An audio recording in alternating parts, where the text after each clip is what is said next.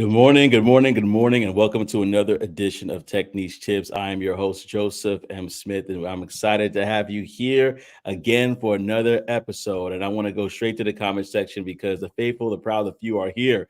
What up, Tech Coach Ralph? What up, what up, what up? Looking forward to this conversation and salute to you as well. I appreciate you for everything you've shared, said, and did with our relationship thus far. It's been definitely a fruitful and mutually beneficial one, and I thank you for that, Tech Coach Ralph.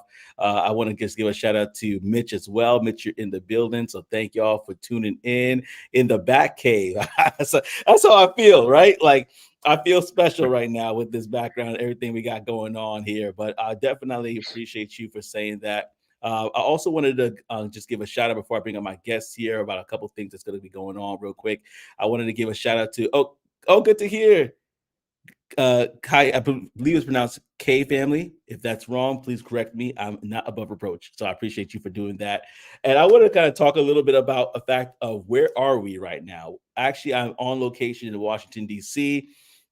I actually participated in the Text Giving Summit this year. And I want to just say, if you were not at Text Giving Summit in 2023, just save yourself some time and energy and go ahead and prepare for next year because it was such a great event for everybody that was working in GovTech, to people that are working in private sector, to people working in public sector. It was a great experience. People working in corporate.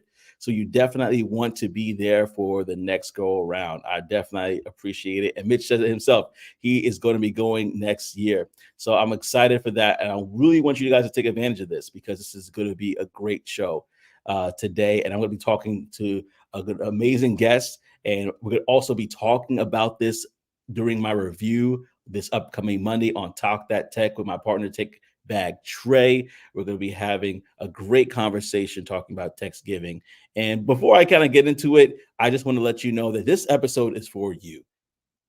This episode is for you. And what I mean by that is I'm going to really take time to ask a couple questions to our guests, but I really want you to be ready for that Q&A. In fact, put your questions there right now in the chat. Put them exactly where you want to put them because I really want you to ask these questions. I'm going to try to get out the way so y'all can get all the questions that you want to have answered. So if you want that, you're going to have to be on YouTube with us. Go to youtube.com/at Tech Niche Tips. That's youtube.com at at Tech Niche Tips if you want to be able to join the conversation. And woo, like a Baptist pastor. I'm starting to sweat already. But this is going to be a good conversation that we're going to have here. And so right now, if you are not on YouTube, go ahead and jump over there whenever we had that Q&A section because I want you to hear your questions being answered by our guests. And so right now, without further ado, I'm not going to delay any longer. I'm going to bring up to the stage none other than Nate the Great himself, the career hacker. Nate, how you doing, brother? Is everything going well? Everything's going great, Joseph. How you doing today? I'm doing fantastic. I'm glad to have you on. I'm glad to have our wonderful guest on as well. I got good morning from a LinkedIn user. I'm not too sure if that's Ty. Is that you, Ty? It might be. But if it is Ty, Ty's the man. He's the reason why I'm actually here in Thanksgiving. And I know you had a long night. But yeah. I'm gonna talk about it on Monday. I gotta save all the good stuff for Monday. But Nate, how are you feeling? Back to you. Hey man, I'm feeling great. I want to give you your flowers too, man. This production is I'm looking at stuff scrolling at the bottom. It was a countdown. I was like, okay. Feel legit. Yeah, Good too job, legit to man. Good quit. job. Oh, Yeah. thank you so much. Sometimes you got to work from where you're at, but you got to always try to bring your best when you can. So I appreciate that. That means a lot coming from you, Nate. And you got a lot of people flooding in here. You got my partner in crime, Tech Back Trey, who does a morning show with me on Monday. He said, "Good morning, family." He's in the building. We got Michael as well, Michael Lett, who said, "Morning from Dallas." Thank you so much for tuning and rocking in with us. We so love it. But Nate, they may know you, but they may not. And so I want to give you the opportunity to share a bit about your story, a little bit about what you are doing right now, and then we're going to get into some questions that could really help people hack their careers. Okay. Yeah, perfect. I can keep this real concise. So long-term recruitment professional. I've been recruiting now for about 12 years or so. Started off entry-level staffing, working on some administrative type positions as well as some high-level technical roles. Then I sort of promoted myself in-house is kind of the way we like to talk it. So you go from recruiting staffing from like multiple clients to actually going in-house with one particular company and just doing the hiring for that company. And I just continued to progress from there. Went to a distribution company, went to a large global manufacturing company. In 2018 is when I joined a tech company. I joined Lyft in Nashville, and I worked for Lyft for 4 years and leveled up within that organization, working in multiple business units, became a manager, and then became a senior technical manager for the data science and machine learning team. Left that I think earlier this year. It's all blurring together now. Left that company earlier this year. I took a head of talent role with a startup, stayed there for 6 months, and then I transitioned into being an entrepreneur. And now I've launched Infinite Talent as a recruitment consulting firm that specializes in recruitment for startups. And I'm working with a couple of clients now to help them implement some processes and tools, as well as do some critical hiring that they need to help grow their company. Wow, everybody, you heard that resume. It's pretty long. So there's a lot of knowledge and wealth that is here. So go ahead, put your questions in the chat. We're going to be talking more on the other side, the YouTube side, to answer the questions that you have. This is for you, audience. This episode is for you. And so when I want to go to that first question that we were talking about before was, what are the three biggest mistakes you see professionals make to advance their careers or try to advance their careers? Um, it's a lot of mistakes I think people make. It's tough to answer these questions because it's just, there are so many different ways that you can either get stuck, or there are multiple ways that you can advance your career as well. But some of the biggest mistakes I see is people just getting too comfortable with an organization or with a Mm, particular role. Um, I honestly like to tell people, when you get a job or you start a new job, like, you need to keep that same energy while you're there. Oftentimes people come in and they really hit the ground, and like, they're so excited they have it. They like the paycheck, they like the company, all that kind of good stuff. And then 6, 7 months down the road, they're settled in, and they're no longer trying to put forth that effort that they were putting in at the beginning. And next thing you know, a year goes by, 2 years go by, 3 years go by. Things are getting more expensive. Your family may have grown, and so things are changing in your life, but your job, your income is staying pretty stagnant. And it's at that mm. point they decide they want to do something different, but they haven't been putting in the work to increase their value over those years. And so when I talk to those individuals, they come to me saying, "Oh, I need to do my resume." And when I Mm. ask them about what they've been doing or what have they done since they've been in that organization, it's very hard for them to recall or articulate the impact they've made. And so Oh, that like a would brag book, probably like accent, like a right, brag book, or oh, I see what you're saying. Yeah. right. Or, have you been promoted? Have you led any projects? Have you saved the company money? Have you implemented new processes to streamline efficiency? Something that you can put a stamp on to say, I did this. That is what that next organization is going to want to hear. Yeah. Anyone can pull a job description to say like what, check the boxes of what your role entailed, but it's when you're able to be a lot more detailed around, like, yes, like, my job was X, but I actually completed Y and Z in addition Mm. to X. And so when you can kind of tell that story, that's what's going to set you up for success. So being too Yeah. comfortable, not being able to articulate the impact you've had with an organization, I would say, are two of the biggest mistakes I see. And then also not, I wouldn't say this, like, they don't take the time to learn how to navigate the role that they're in. Like, what are next steps for the skill sets that they have or the position that they have. I know you're in a Mm. sales role now, so you should already be thinking, 2 and 3 levels ahead. Like, if I stay down this path, where can I go from here? What industries are comparable to what I'm doing now? The products that I'm selling, like, who are my competitors? Do they pay more? Could I potentially go there? So not being able to sort of map out what that career progression looks like, and really not having an idea where do I go from here would be the third biggest mistake I see.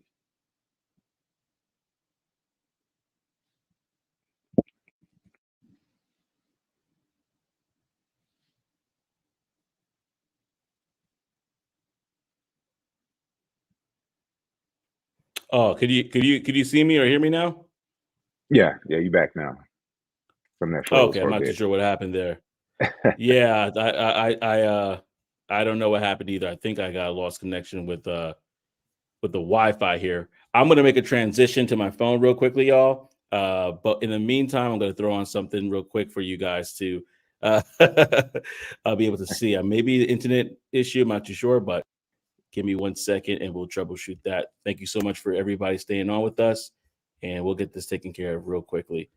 First time, but struggle streaming is real, apparently. But No worries. yeah, you could go ahead and you were saying what you're saying. I'm just going to put you on, okay? Okay. So yeah, so those would be some of the biggest mistakes that I've seen for individuals trying to advance their career, just not having an idea of where to go and sort of what those next steps look like for your career. And it's something that you have to be intentional about and consistently working on would be another piece of advice. It's very hard for you to sort of wake up one day and say, "Hey, I want to move to another role, or I want to get promoted, or I want to pivot to another industry," and you haven't been working towards making that move. Because at that point, you're sort of starting from scratch and you need to build up your resume in a way that makes sense for you to have those transferable skills and to be able to convey what sort of impact you can have in a new industry or at a new company. So definitely keeping track of your wins, and then also being able to understand what your weaknesses are and constantly trying to improve on those. I hear some conflicting ideas sometimes around, improving your weaknesses versus going all in on what your strengths are and letting that be your value. I think both can be true. If there's one thing that you do well, you should definitely kind of lead with that as, hey, I'm the go-to person for financial reports or for data analysis or in my case recruitment. But there are also those secondary skills that you should be working on as well so that you can kind of start to build out a more complete value package. Oh yeah, man. That sounds so good. Can you hear me well? Everything sounding good? Everything good on your end for me? Yeah, yeah, I can hear you now and Perfect. see All you as right. well. Yeah, you good. Perfect. I'm gonna go to the comment section real quickly because people were getting excited while you're talking. They said top tier. Tech Coach Ralph said that's dope. And then I have Tyranny says good morning as well. Tech Coach Ralph says only three is hard to pin down. That's true. But for the sake of It time, I is. just wanted to make sure we got a couple of nuggets because Tech Coach Ralph, he looks at resumes as well. He says, I'm going to agree a lot today. He talked about resumes, and that's going to be in the Q&A section. I definitely want to hit that on. I have agreed Nate as well. We still in the building, and I got the big homie reaching out to us right here. I got a recruiter cousin. She said, "What up, homies? What up? What up? What up?" She's like, "I need that shirt." So, Cuzzo. Yeah, she's like, "I need that shirt." And then I have in regards to what you said about the resume, that's right. And you're competing with people who haven't had to start from scratch. The competition is real in these streets. And then also what you said about secondary skills, that's what Tech Coach Ralph wanted to point out to. And it made me think about the next question, which you kind of started talking about already. What are your top three career hacks for individuals to take their career to the next level? And you could either re-emphasize these, or if somebody missed it, you could kind of go over it again, or even add one that you didn't mention already. Okay. Well, let me tweak the question a little bit because I don't Sure. like to say like these are the top three, but I can give you three. As someone in the comments mentioned, there are so many, and it's always for me. It's about assessing your current situation and what's going to work for you. Because your career hack at one organization may not work at another organization, if that makes sense. And so, a quick example of that, there have been times where I feel like I was promoted or I received increases because I was able to outperform my team in a way that showed leadership that I was deserving of that. So we can call that like a career hack versus um, people say, "Oh, you just got a raise." No, like it's intentional. Like it's me looking at the gaps on my team, understanding who is good at what and what is leadership actually expecting from us as a whole, and then me delivering on that to sort of shine a light on myself in a sense. I'm a big fan of if you really want to be successful, like sometimes you got to be a little selfish, and you gotta read the room and you got to understand what your competition is, whether that's externally or internally, if you're trying to set yourself apart. Um, so that could be a career hack, and then there could be other organizations where the career hack is internal networking and getting to know the Yeah. right people. I've seen this happen where people get so frustrated because they are outperforming their peers, but then someone else gets promoted. Right. They understood what the game was and what Yeah. and how this organization actually operates. And it's not where they're paying you for your performance. They're paying you Yeah. because they know you, you've got buddy, they trust you.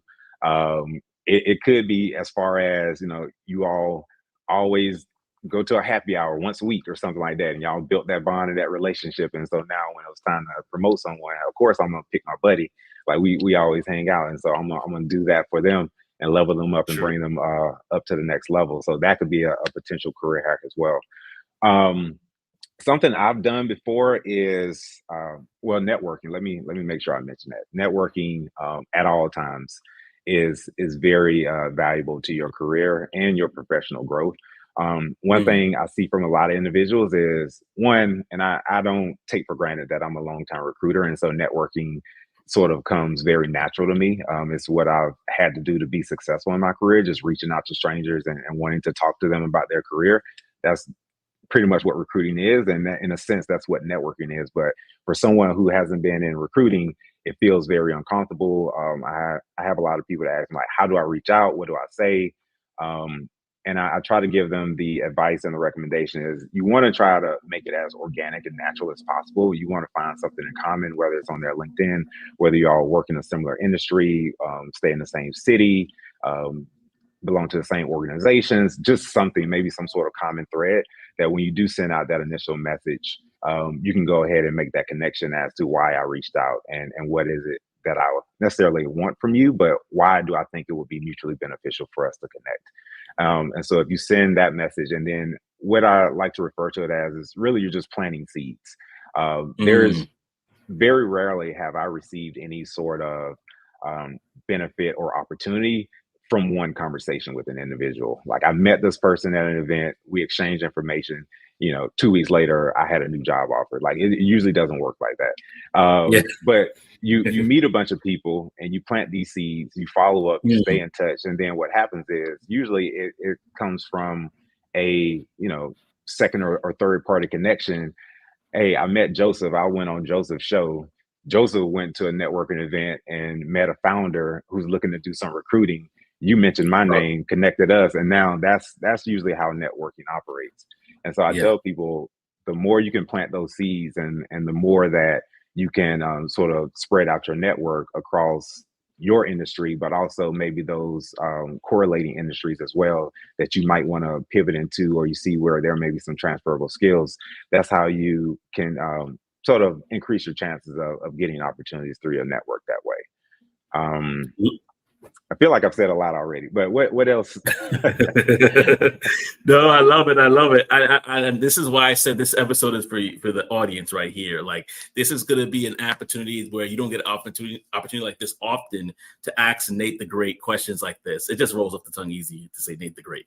But go ahead, and what we're going to do is transition to the Q&A opportunity right now. The Q&A is going to happen strictly on YouTube. So if you're on LinkedIn, I encourage you to go over to the YouTube side. And again, it's going to be right there scrolling at the bottom, youtube.com/@technichetips. That's youtube.com/@technichetips. And while we do that transition right now, what I'm going to do is I'm going to actually play from our sponsors that we have here and be able to kind of share a little bit with you about all that's going on here in the show. So thank you so much, and we'll see you on that side. Take care. Again, we talked about Course Careers Technology Sales Course and what it did to change my life. Wait there's more. Not only is it technology, sales, information technology courses as well. Now there's human resources, customer success, UI, UX. And did I even mention that there also is software development as well? Front end, back end, and DevOps? Listen, this is something that you definitely want to take advantage of. So go ahead and click that link. Don't forget there's a discount from me if you click that link, and I hope to see you on the other side. Do you feel stuck? Do you feel like you're just at the same place in your career and you don't really see a way out? This is a great time for you to take it to the next level. Level Careers is a course that I've been talking about for some time. From account executive and even sales engineering, there are courses that can help you propel from where you are now to where you want to go. Check out the link below, use my promo code Joseph10, and check out the free courses, whether that's the SOC analyst course, the account executive course, or the sales engineer course. Take your career to the next level. Hey, I didn't forget about you. You're a person that needs to be in a place where you are working close with someone else, a mentor, a friend, someone that could take you to the deeper and more intricate parts about being a sales engineer, but you don't know where to go. Learnful is a program that allows you to work with people that are high-ranking sales engineers, solution architects, solutions advisors, and they're able to not only mentor you, but teach you the ways to become a sales engineer that can be impactful for you. If you think that Learnful is for you, go ahead and click on the link below for more information. You can use my promo code Joseph150 to be able to save. Go ahead and click the link below. And now back to our show.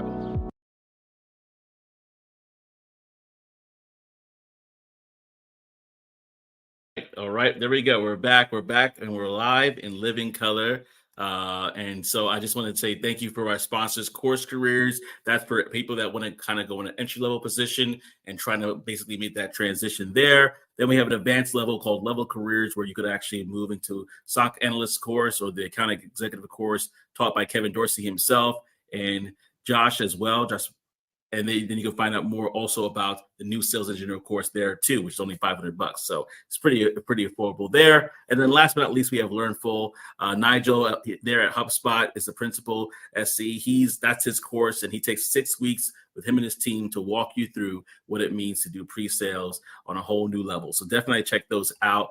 And we're going to definitely get into the Q&A section, which is what I love. I love to hear everybody kind of be able to join in, and feel free to click the link. There's a link there as well. And if you don't see it, I'm definitely going to probably let you talk and kind of work that out there. But I'm going to go to the comment section because you guys are hilarious. And I'm going to start with you, bitch, because you said somebody turn on the air for Joseph. Yes, it is hot in this hotel room. I try to put on the AC. I think they want me out because they literally cut my Wi-Fi. That's what happened earlier. and so I had to hot spot myself to keep it going. But we're here, we're rolling. I got good morning from Joyce. And while I'm reading these comments, go ahead and write your questions below. I'm definitely going to get to them. So go ahead if you have any questions. We're going to write below. I get through the comment section here. And so he said, Texas Ralph said, you got to be selfish before you can be selfless. I like that as well. She says, true, it's not one size fits all in regards to the methods or the hacks that you were referring to earlier. Trey says, networking, speaking some good language there. Love it, love it. Jeremiah says, facts on being buddy to be successful in career growth. LOL. Oh, yeah, that's really good. And then Mitch also mentioned about networking, as well as Trey was mentioning about play the game until you can make the game. That sounds great. And so this has been a great conversation. And I really wanted to ask you, because this is the part that I wanted to talk to you about. And as people are writing their questions down here in the chat, I was at Thanksgiving Summit, and I actually sat in with Accenture, and they were talking about what they're looking for in resumes. Here's what I've heard prior to that conversation with Accenture. They're looking for people that have, this is what other people used to say, other people that I was talking to, one page, no, you don't even have to have your summary there. Don't list everything, the most relevant things. I heard a lot of different advice in that regard.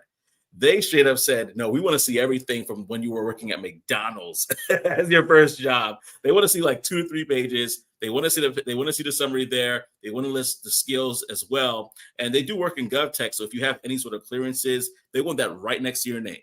Like they were playing no games. They want to see everything. And I want to know your thoughts on that. In regards to resumes, it seems like there's not one size fits all as well. What are your experiences in regards to being a recruiter?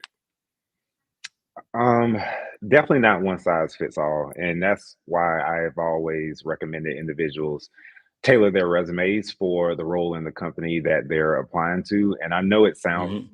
like a lot, like nobody likes when I say that. Why do I have to do this? Why do I have to do that?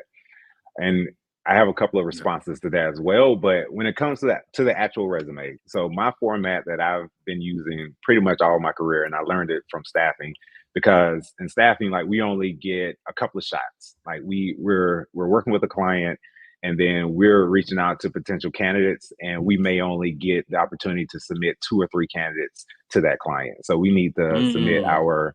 our very best. And then we also need to very clearly show them on the resume why are we submitting that candidate. And so I was taught early in my career, you put all the important information at the top of the resume in a qualification summary. If that Mm. job is requiring 5 years of experience in mechanical engineering or whatever, the first bullet is going to say 6 years of experience in mechanical engineering, and you can put with X company if that's a notable brand, just to kind of catch attention. Mm. The analogy I like to use is just like the title and a cover of a book. Like that's what's going to get your attention. And so if a recruiter Yeah. is looking through hundreds of resumes, and let me just use myself because I still look at them. If I look and I see your name, Joseph Smith, and I'm hiring for a sales role, and you put on there that you are a sales professional with this tech company, and you've completed this course, and you mastered sales negotiations or whatever, like everything should be speaking to that role. And the way you can go about doing that is really look at the job description, and they'll tell you, I mean, that's what the job description is for. That's what we're looking for. And so I've never kind of understood why people don't create the resume based off of the job description. They're telling you exactly what it is they're looking for. And what I hear from people is, oh, I have that experience. It's down here. Like they may not get that far. Like they may not look at the bottom of page 1 or the top of page 2. And so you need to make sure that you're catching their attention very early on that resume by putting that most pertinent information at the very top of it. Also, make sure that you are speaking in the same language as that company. Some company, like for example, if this is a government role, it may be very buttoned up corporate language. If it's a tech position, it may be a bit more light and fluffy type of language, calling different systems and processes by different names. And so you should understand who you're speaking to and try to speak that language so that it can resonate a lot better. Because you may be saying the same thing just in a different way, and that recruiter may be used to only seeing it the way that they talk about it at their organization. So you need to make sure that you're translating your resume in a way that speaks to that particular company.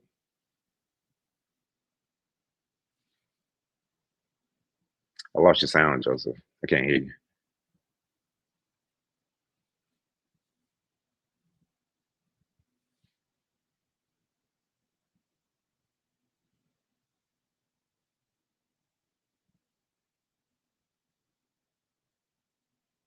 All right. How about now? I'm sorry about that. Can you hear me now? Gotcha.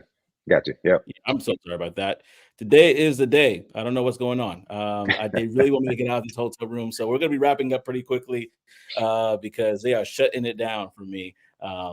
They're like, listen, 12 o'clock, we want you gone. But anyway, yeah, I do have a couple questions here, and honestly, I do probably have to wrap it up, guys, short wise, because I'm not supposed to be in here too long. But I wanted to make sure that I got to these questions because there are really good ones here.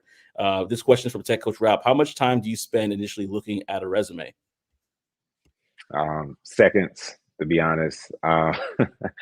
It really depends on the complexity of the role. And if it's something a bit more niche, I may spend more time just because I understand there's not a lot of individuals out there with this type of talent or with these particular skill set. And so I do have to slow down and make sure I'm not missing anything. If it's a position where it may not be, as complex. Let's just say it's more of a general operations type position. There are, I hate to say, like hundreds of thousands of individuals that may have this skill set. I can go through those pretty quickly because I know what I'm looking for, and then those people are hopefully would have submitted a resume that's going to stand out that experience as it relates to the role. But I do want to be honest with people, just as a recruiter and being on the applicant tracking side of it and being in that system. Monday morning, like you could easily have hundreds of resumes to review.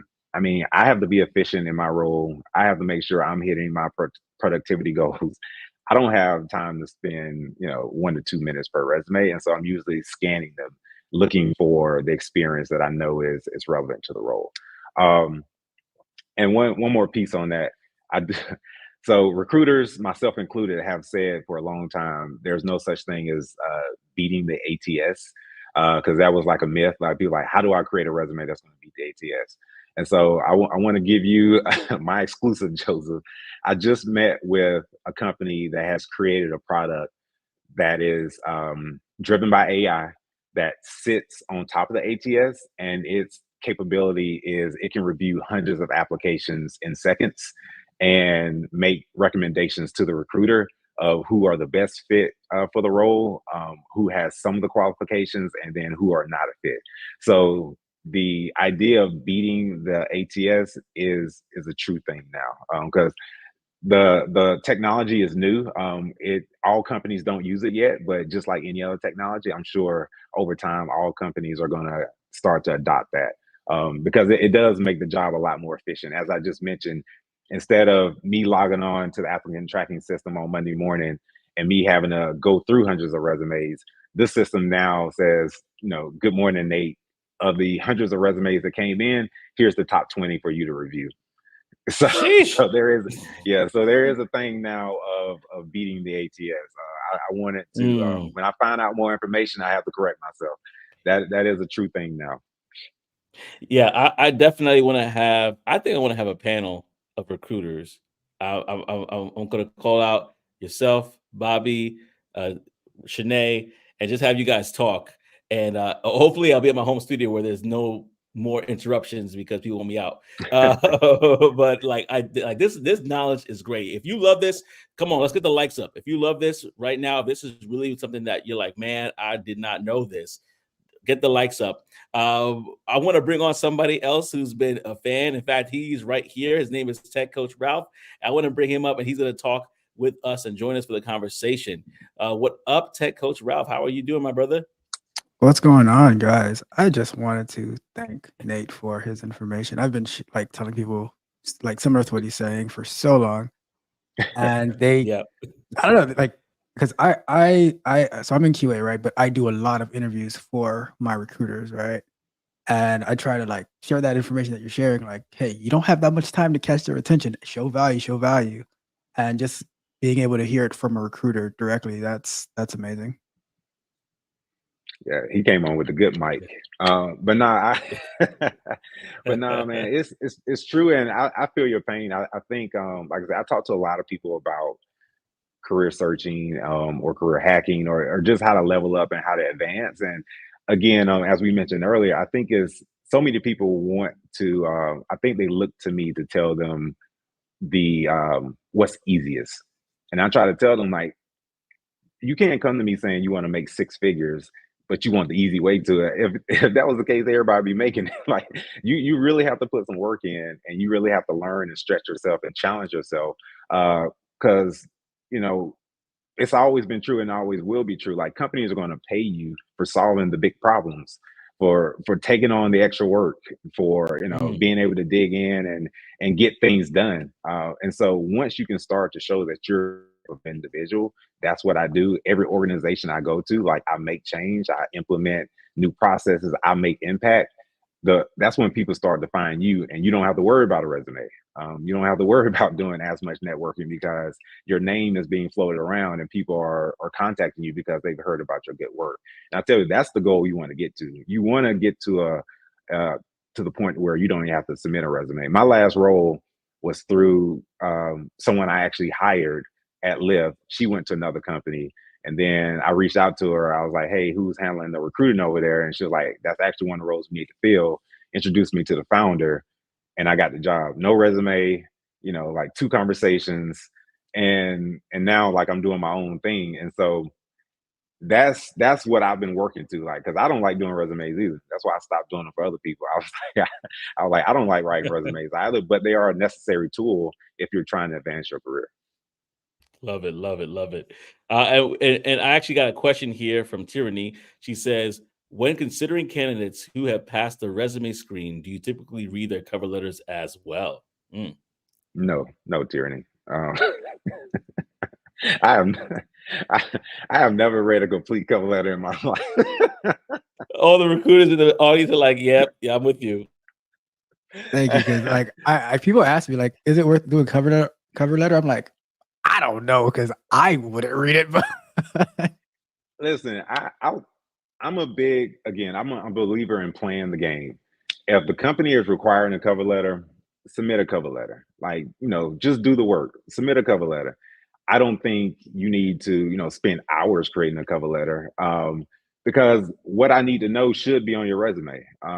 Your backstory, and what I've seen cover letters are usually a lot more personal, like emotional, like type. And it's just like, okay, like so I'm usually going off the facts, the data. What have you actually done? What is your experience, for a resume? So I wouldn't put a lot of time and attention into a cover letter. And if I'm sold on your resume, I'm definitely not going to go read the cover letter. I'm gonna call you.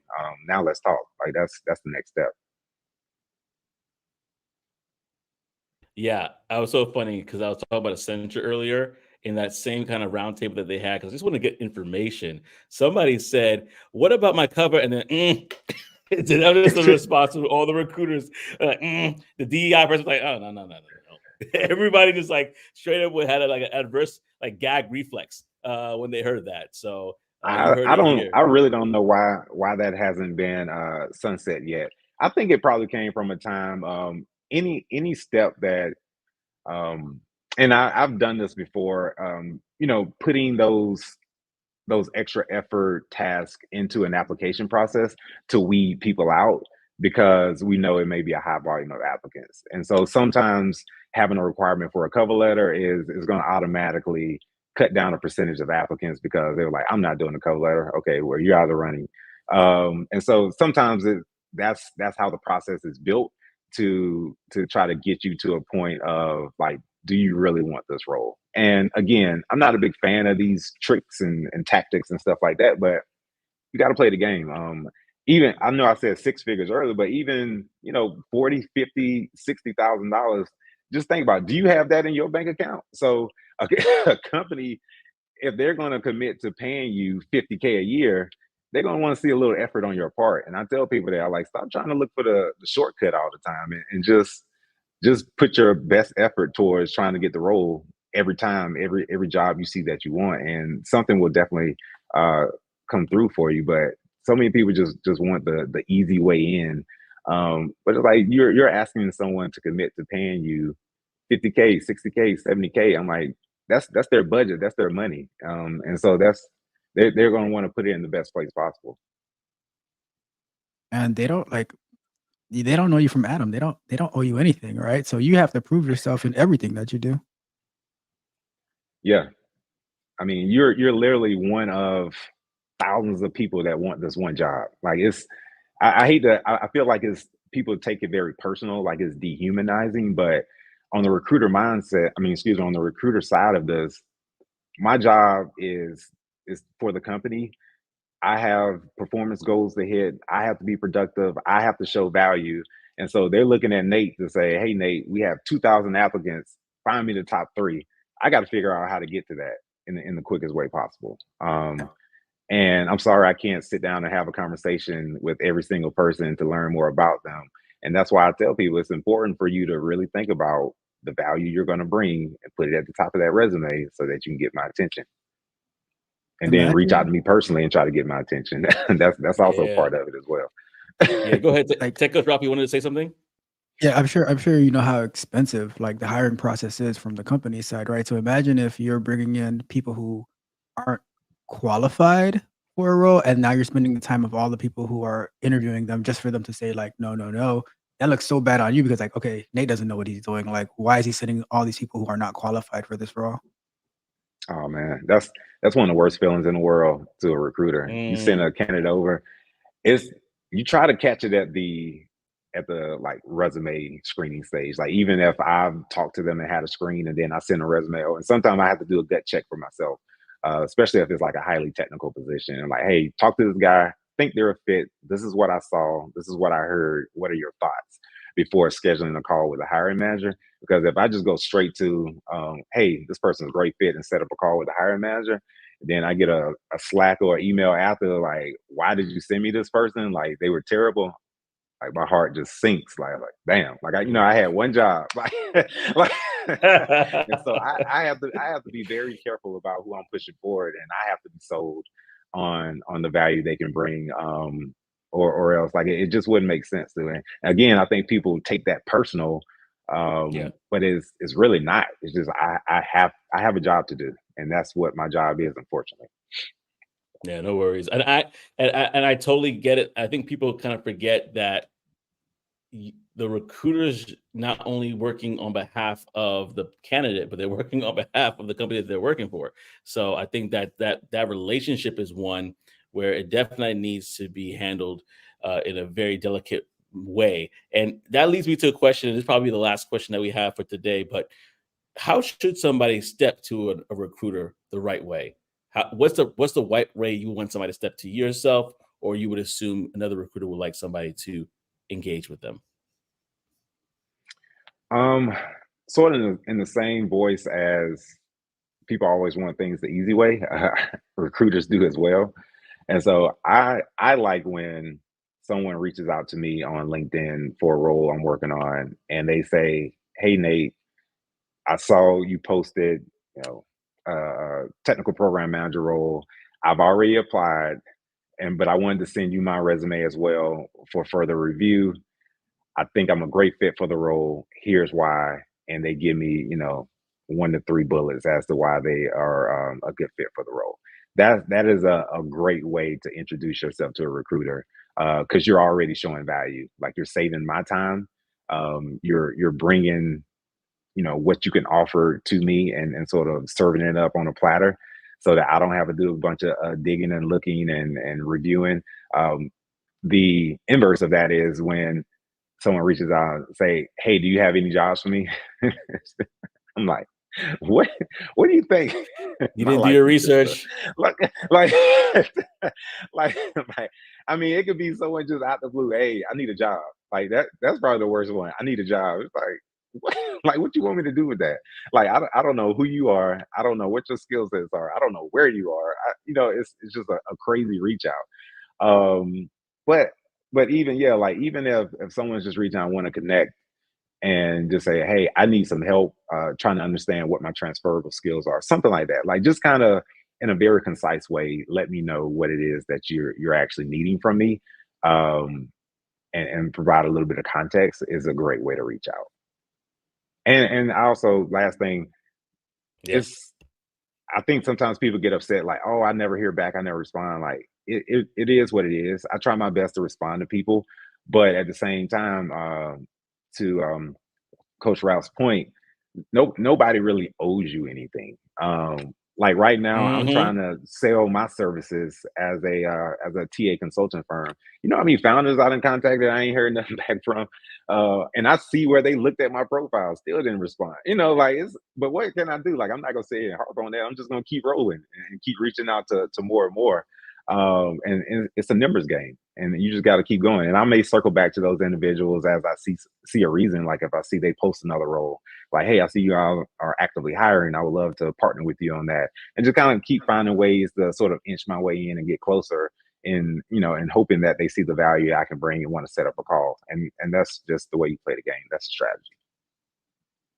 Yeah, so good. And Jeremiah actually kind of had a follow-up question to that. Is like, is that the possibly the reason why people aren't getting jobs because their experience doesn't match the role that they're leading to, or they're approaching a recruiter and saying, "Hey, I want a job," but like, what research did you do? Like, so I guess that was more like a follow-up question to what you were saying earlier about, earlier about that. So they're capable of doing. Potentially, to Jeremiah's point, very quick answer. Yes, if you have a background in sales and you're trying to move to let's just say you just completed a UX UI course design, and you're trying to pivot into that, it's going to be tough because you're competing against all these professional UX UI designers that have also submitted a resume to this role. And so it's essentially looking at your experience. Okay, you have no experience and you completed a boot camp. This person has 5 to 6 years of actual relevant experience. That's tough. That's tough competition. And I just have to be honest with individuals about that. You don't stop, like you continue to try to build up your experience in some way, shape, or form. And for people like that, if you have no experience in the field that you're trying to move into, I tell them sometimes, like, you're probably gonna have to do some free work for someone because you need to get something going. Like you don't have anything to show for yourself right now. And the problem is they don't want to do anything for free. It's like the money is going to come, but right now you literally are empty-handed. You have nothing to show other than a boot camp. Like it's going to be very tough for you to compete with people who have been in this industry, who already have the network, already have worked for notable brands doing this type of work. They have the resume that shows they can do this work. Their LinkedIn profile is built out. Like you're climbing a mountain. Like it's like you're going to have to figure out a way to get your name on the board in some way, shape, or form. And that could be by doing some free work, doing an internship or some projects, something tangible to show that you know how to do this work. beautiful, beautifully, wonderfully said. And with that being said, y'all, thank you so much for being with us on this episode of Tech Niche Tips. Thank you, Tech Coach Ralph, for dropping in as well and providing the gems like you always do. I'm looking at the time because my hotel's like, yeah, you got to go. But it was a lot of fun. And if you are not aware, I do have a morning show with Tech Bag Trey. It's going to be this Monday. I'm going to give you my review because I'm in Washington, D.C. right now, coming back from Thanksgiving Summit. So you'll be able to hear a review on that this upcoming Monday. It should be great. And if y'all love this so much, go ahead and like, comment, and subscribe to the channel. I would love to get Nate back here with a few other recruiters so they could share their expertise and really kind of give more game to y'all so that y'all could really accelerate in your career and take it to the next level. With that being said, thank you, everyone. I appreciate you all. Have a wonderful and great rest of your weekend. Take care, family.